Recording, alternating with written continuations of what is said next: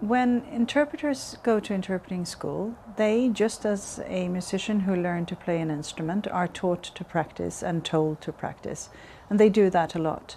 Interpreters at school or at an interpreting program spend hours and hours of practicing. And the same thing goes for after you graduate from your interpreting program and you want to pass an accreditation test, for instance, at the European institutions.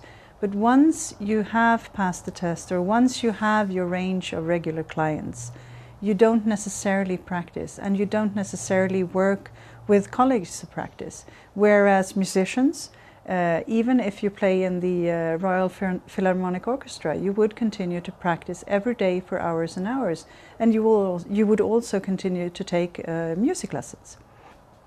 Now, I would compare interpreters to musicians in that in how we train and how we can improve ourselves. Because I find that for an interpreter to improve, let's call it the main skill of interpreting, the transfer of your message, the way you do when you interpret, has a lot of resemblance to how you improve when you learn to play a violin better. Your understanding, your treating of the message is your instrument, like the violin for a musician, for instance. So for an interpreter to be able to sit down, decide what you would do for an exercise, and work very intensely with a particular exercise, and maybe with a good colleague also, listening and giving feedback, would be very interesting in order to improve one's interpreting skill.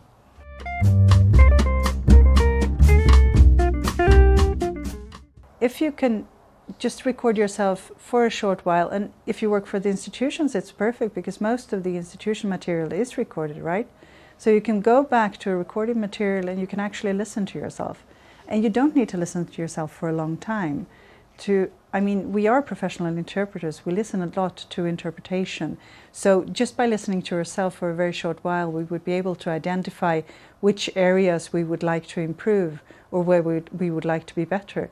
Not saying that we are underperforming, just saying that we will be able to be even better if we identify areas where we can improve.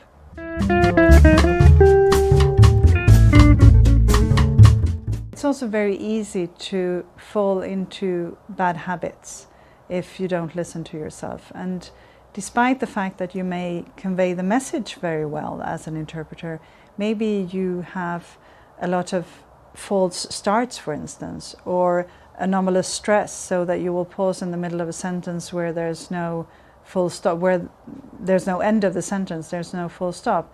And these are things that we are not aware of if we don't listen to ourselves. And it may not conflict the message, or it may, because if the listener is irritated on the way it's presented, it conflicts the message anyway. But even if it doesn't conflict the message, it will still be a performance that is not something that is felt as if the speaker was delivering it firsthand.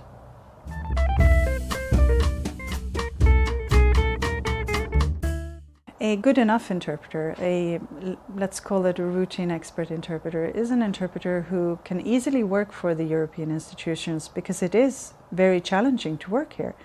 And you have enough knowledge about interpreting and about your task to perform every day in the booth a good enough interpreting routine.